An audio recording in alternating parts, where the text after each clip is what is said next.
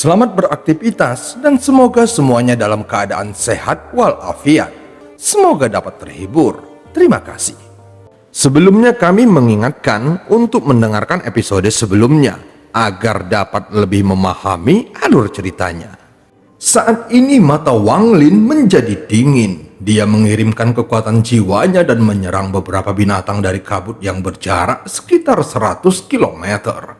Dia segera membanting tas penyimpanannya dan pedang hitam beracunnya muncul. Saat dia membunuh binatang buas itu dan mengambil inti mereka, dia tidak berhenti sejenak dan terus berlari keluar. Pada saat yang sama, kekuatan jiwanya terus menyebar, mencari lokasi dengan banyak kultivator atau binatang buas. Saat dia terbang, Wang Lin tiba-tiba berhenti. Kekuatan jiwanya menemukan kawanan besar binatang sekitar 1000 km ke arah timur. Dia segera berbalik dan menyerang ke timur. Dia dengan cepat melintasi jarak 1000 km. Ketika tiba, dia menunjuk ke alisnya dan iblis kedua keluar. Tak lama kemudian, pedang hitam beracun itu juga bergerak. Bahkan alam ji Wang Lin pun keluar. Semua serangan ini menyerang kawanan binatang buas. Tapi terdengar ada raungan ganas yang datang dari dalam kawanan binatang itu. Terlihat seekor gurita raksasa perlahan bangkit dari tanah. Mata hitamnya menjadi dingin saat menatap ke arahnya. Wang Lin melihat sekali dan menemukan bahwa binatang ini berada di sekitar kekuatan kultivator Nesensol tahap pertengahan. Jadi dia berbalik dan pergi. Dia sudah mengalami hal ini berkali-kali. Dengan kawanan binatang seperti ini, pasti ada beberapa binatang tingkat Nesensol di dalamnya. Tubuh Wang Lin melintas dan dengan cepat menghilang di kejauhan. Namun gurita itu mengaum dan dengan cepat mengejarnya. Wang Lin tidak menoleh, dia hanya terus melarikan diri. Setelah gurita mengejarnya hingga jarak tertentu, dia tampak ragu-ragu sejenak, lalu berhenti mengejar dan kembali ke kawanannya, lalu memakan beberapa binatang sebelum kembali ke tanah. Segera Wang Lin menemukan sekelompok 7 kultivator sekitar 2000 km jauhnya. 3 di antaranya berada pada tahap formasi inti. Ketujuh dari mereka telah mengepung seekor binatang dan saat ini sedang menyerangnya. Tetapi senyuman mereka dengan cepat membeku saat cahaya hitam melintas dan dengan cepat membunuh mereka bertujuh. Namun pada saat itu, ada dengungan pelan terdengar dari kejauhan. Istana ajaib Raja Racun telah menetapkan dekret untuk menghentikan semua pembunuhan di daerah ini. Jangan ada yang bergerak. Wang Lin tidak ragu-ragu saat kata-kata itu diucapkan. Dia mulai mundur. Pemilik suara itu menggerakkan tubuhnya dan tiba-tiba muncul di depan Wang Lin. Pada saat yang sama, dia melambaikan tangan kanannya dan kekuatan yang kuat menarik Wang Lin. Tubuh Wang Lin tiba-tiba melayang mundur. Matanya bersinar ketika dia melihat pria parubaya yang mengenakan jubah ungu dan memiliki wajah acuh tak acuh. Setelah beberapa detik, mereka tiba kembali dari tubuh ketujuh kultivator. Orang itu menunduk dan mengerutkan keningnya. Dia dengan dingin menatap Wang Lin dan berkata, "Perilaku yang sangat biadab. Semua orang membunuh orang demi harta, sementara kamu membunuh orang demi inti." Mata Wang Lin berbinar saat mendengarnya. Orang ini berada pada tahap Nesensol berdasarkan kekuatan yang dia keluarkan dan penggunaan teleportasi instan.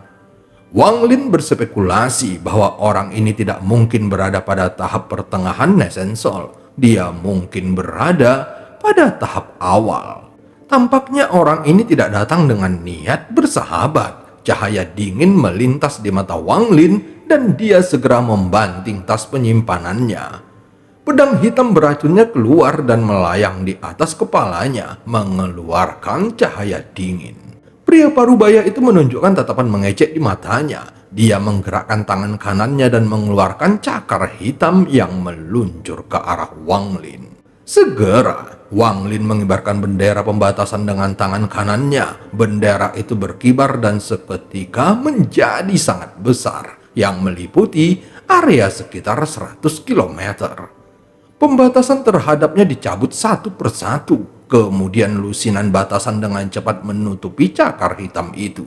Dan dengan beberapa suara mendesis, cakar hitam itu segera dihancurkan. Pria parubaya itu melihat ke arah bendera pembatasan dan segera mencibir. Dia mengusap tangan kanannya ke langit dan pedang terbang ungu keluar dari lengan bajunya, lalu terbang dengan kecepatan supersonik menuju Wang Lin. Melihat ini, Wang Lin sama sekali tidak bergerak. Dia hanya menyilangkan kedua tangannya dan berteriak, "Hancurkan!" Bendera pembatasan segera dipindahkan dan dikibarkan satu persatu, membentuk perisai hitam di depan Wang Lin. Saat pedang terbang mengenai perisainya, batasan berpindah ke pedang dan seluruh pedang terbang dengan cepat tercakup dalam pembatasan. Pria parubaya itu segera mengerutkan keningnya. Dia tidak mengira seorang kultivator formasi inti tahap menengah memiliki harta magis yang aneh. Tangan kanannya segera membanting tas penyimpanannya dan ada segel harimau perunggu yang muncul di tangannya. Kemudian dia mengucapkan beberapa mantra. Segel itu tiba-tiba mengeluarkan suara gemuruh dan tumbuh setinggi 7 atau 8 kaki. Seketika, segel perunggu itu retak menjadi 2 dan seekor harimau hitam melompat keluar. Setelah harimau itu muncul, dia menerkam ke arah Wang Lin. Secara alami, Wang Lin mundur beberapa langkah, membentuk segel dengan kedua tangannya dan berteriak, "Perangkap!" Saat dia mengucapkan kata-kata itu, bendera pembatasan bergerak dan pembatasan datang satu persatu membentuk rantai. Mereka datang dari segala arah dan membentuk penghalang di hadapan Wang Lin. Ketika harimau itu menerkam rantai itu, dia langsung terpental. Sementara itu, dinding rantai lainnya terbentuk di belakang harimau hitam itu. Kedua dinding bergerak ke arah satu sama lain dan terhubung membentuk bola, sehingga harimau hitam itu terjebak di dalamnya. Harimau itu terus mengaum di dalamnya, tetapi sepertinya tidak memberikan efek apapun. Wajah pria parubaya itu berubah untuk pertama kalinya. Dia menjadi serius dan bertanya, "Murid siapa kamu?"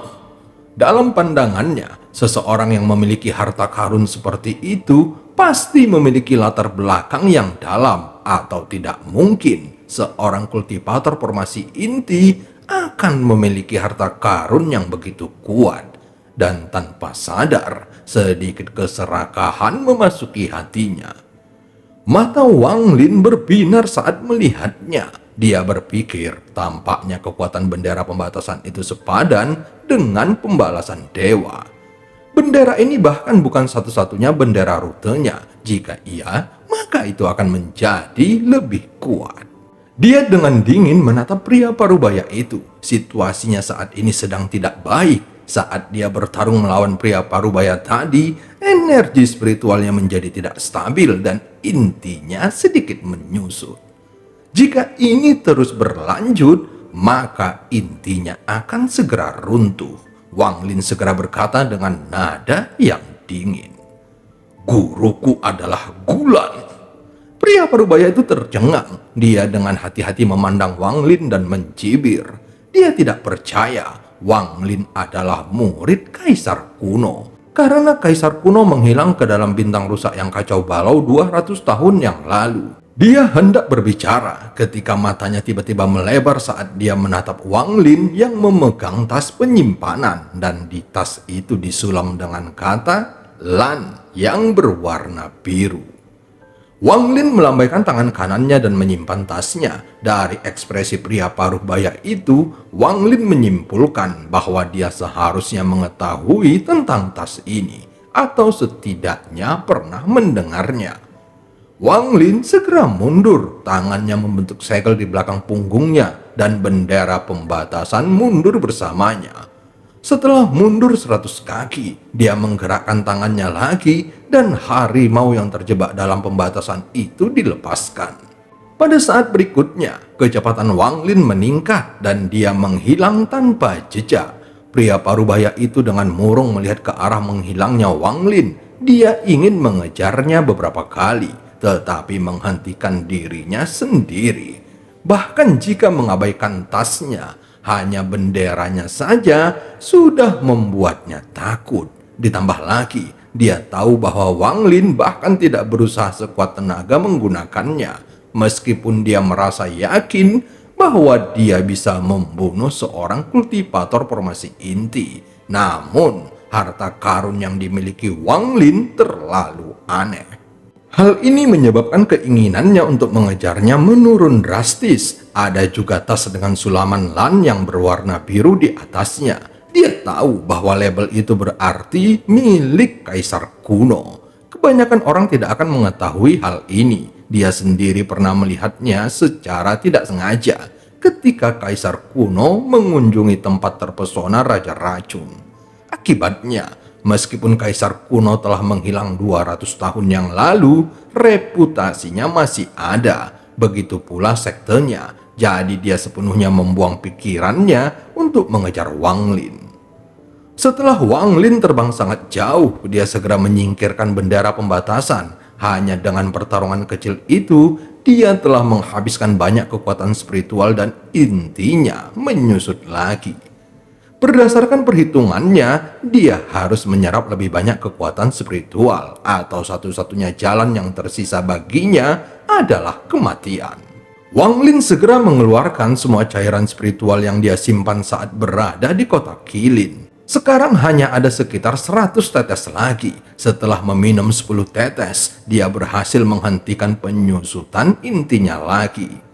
Setelah merenung sejenak, dia menghela nafas dengan muram. Dia hampir kehabisan solusi untuk masalahnya dan berpikir hanya ada satu metode yang tersisa. Wang Lin segera mengatupkan giginya dan mulai mengaktifkan inti jiwa pemangsanya. Dia segera memusatkan seluruh jiwanya pada inti tersebut. Wang Lin hanya menggunakan teknik ini sekali di medan perang asing untuk meninggalkan dunia pembusukan. Dia telah menghabiskan waktu bertahun-tahun untuk membagi jiwanya menjadi potongan-potongan kecil sehingga mereka dapat masuk melalui celah di ruang angkasa untuk meninggalkan dunia pembusukan. Saat itu, dia tidak dapat memulihkan sebagian jiwanya dan bahkan sampai sekarang, keberadaan bagian jiwanya masih belum diketahui. Selain itu, Wang Lin tahu bahwa setelah membelah jiwanya, kekuatannya akan semakin melemah dan dia mungkin tidak akan pernah bisa membentuk jiwa yang utuh lagi. Tetapi sekarang, jika dia masih menggunakan metode normal untuk membunuh orang demi intinya, itu tidak cukup cepat. Jadi dia harus mengambil resiko membelah jiwanya lagi. Tapi kali ini, untungnya dia memiliki inti jiwanya, sehingga bahaya bagi jiwanya setelah dia membelahnya menjadi jauh lebih kecil. Sebelumnya, ketika dia membelah jiwanya, pecahan jiwanya tidak memiliki kekuatan serangan dan berada dalam keadaan kacau. Tetapi pada titik ini, karena inti pemakan jiwanya, maka pecahan jiwanya adalah jiwa pengembara dari dunia pembusukan. Efeknya hanya ada sedikit perbedaan dalam bentuk dan perilaku. Saat berikutnya, jiwanya yang merupakan gabungan dari jiwa puluhan kultivator formasi inti berkumpul di inti jiwa dan terpecah dari 1 menjadi 10, 10 menjadi 100, dan 100 menjadi 1000, lalu menyebar ke segala arah. Setiap fragmen jiwa berbentuk petir merah. Tentu saja ini ada hubungannya dengan alam ji milik Wang Lin. Faktanya, setiap fragmen jiwa adalah fragmen jiwa alam ji. Adapun fragmen akar jiwa Wang Lin itu tetap berada di tubuhnya. Saat ini, jiwa Wang Lin sangat lemah. Dia membanting tas penyimpanannya dan pedang hitam beracun itu keluar dan membuat lubang di tanah. Dia duduk bersila di dalam lubang, lalu mengeluarkan bendera pembatasan menarik nafasnya dalam-dalam dan mengangkatnya. Terlihat bendera pembatasan berkibar tanpa angin. Tiba-tiba ukurannya bertambah dan menutupi segala sesuatu dalam radius 100 km. Sementara itu, pembatasan keluar satu persatu dan mendarat di wilayah sekitarnya. Kemudian, 9 simbol pembatasan raksasa melayang keluar dari bendera dan melayang tanpa bergerak di area sekitarnya. Setelah menyebarkan pembatasan, Wang Lin menghela nafas dan mulai mencerna inti yang telah dia konsumsi sebelumnya. Sedangkan untuk fragmen jiwanya, ketika mereka bertemu dengan seorang kultivator, selama mereka berada di bawah tahap Nesensol, maka fragmen jiwa akan membunuh kultivator tersebut dan mencuri intinya. Waktu perlahan berlalu. Setiap kali sebuah fragmen berhasil mendapatkan inti, dia akan segera kembali menjatuhkannya, lalu pergi lagi. Akibatnya, lautan iblis yang sudah kacau, di mana sering terjadi pembunuhan, menjadi semakin kacau. Bahkan, beberapa sekte menengah mulai bergerak. Setelah 2 hari, Wang Lin duduk bersila di area yang dicakup oleh bendera pembatasan. Wajahnya semakin pucat dan bagian tengah tubuhnya telah menyusut hingga seukuran kuku ibu jari, dan kultivasinya telah turun ke tahap awal formasi inti. Semua energi dari inti yang dibawa kembali oleh fragmen jiwa telah disimpan di lokasi lain. Saat ini, dia sedang mempersiapkan momen kritis untuk memberikan pukulan fatal pada benang merah itu. Wang Lin segera membentuk segel dengan tangannya dan berteriak dengan suara serak. "Fragmen jiwa, kembali!" Tiba-tiba, seluruh pecahan jiwa dimanapun mereka berada berhenti dan mulai kembali. Di lautan iblis, orang bisa melihat garis-garis kilat merah melintasi langit dan semuanya menuju ke arah yang sama. Saat setiap kilatan merah melewati bendera, mereka tampak bersemangat dan kembali ke tubuh Wang Lin. Setelah semua fragmen jiwa kembali ke tubuhnya, ada kilatan cahaya dingin yang melintas di mata Wang Lin saat dia mengendalikan kekuatan spiritual di dalam tubuhnya dan menyerang benang merah.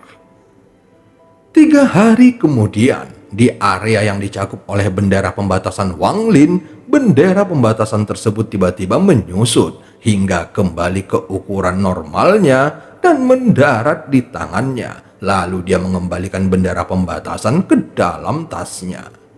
Saat ini, wajahnya tidak lagi pucat. Dalam waktu 3 hari ini, dia tidak berhasil menghilangkan benang merah sepenuhnya, tetapi berhasil mengelilinginya dengan kekuatan spiritual, sehingga menyelesaikan krisis intinya. Sementara itu, dengan menggunakan seluruh spiritual yang telah dia kumpulkan, intinya tumbuh kembali. Bukan saja kultivasinya tidak berkurang, namun meningkat hingga puncak mutlak tahap akhir formasi inti.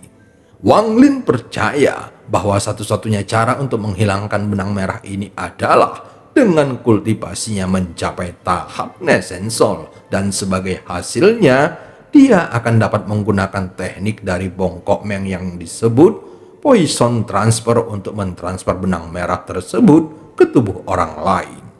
Wang Lin berpikir sejenak dan matanya menunjukkan ekspresi berani. Dia menutup matanya dan mencoba merasakan di mana iblis sulit Guo berada. Tetapi karena jarak di antara mereka, dia hanya bisa mendapatkan arahnya secara umum. Namun, dia dengan cepat bergerak menuju lokasi Suli Guo. Kali ini, Wang Lin menggunakan teknik pelarian bumi agar bisa bergerak lebih cepat. Satu-satunya kelemahan dari teknik ini adalah menghabiskan banyak kekuatan spiritual. Itulah sebabnya Wang Lin tidak menggunakannya sebelum menyelesaikan masalah benang merah.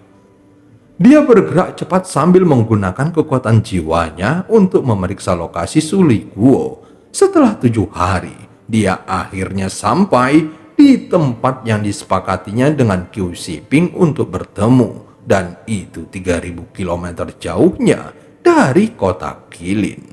Bagaimanapun, Suliku sebelumnya diperintahkannya untuk mengawasi Q-Shipping.